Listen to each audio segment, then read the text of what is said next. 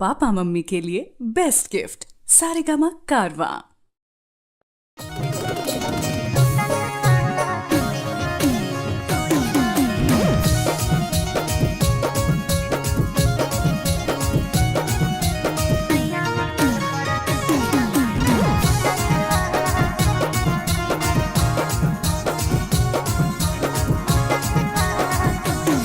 नैहर चलिए लगे ससुरारे से मन भर गेलो कि तोर भतारे से।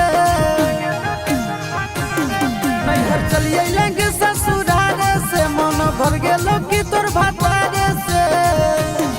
अरे मेरे पापा पलंग दादिया सुतने वाला कोई नहीं, सैया मिलल परदेसी हमारा लुटने वाला कोई नहीं, सैया मिलल परदेसी हमारा लुटने वाला कोई नहीं।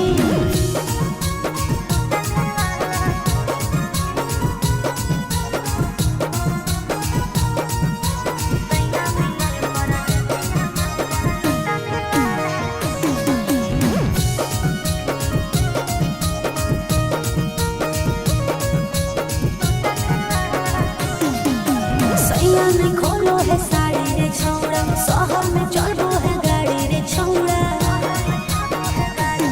घूरम भी तू अकेले बाजार छौड़ी कब लेगे तू खोजी ले दोसर भतार जवानी हो जब लेगे।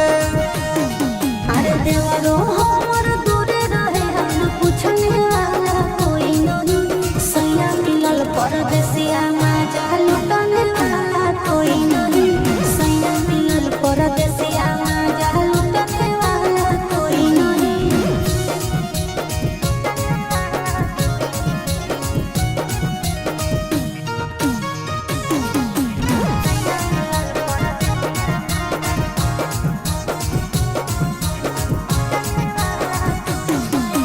दुल्हा से दिल मोर टूटल रे छौड़ा, कहियो दिया नाही बोतल रे छौड़ा। सुतम भी तू अकेले उपास छौड़ी कब लेगे फ्री कर दे तू अपन सामान छोड़न में सब।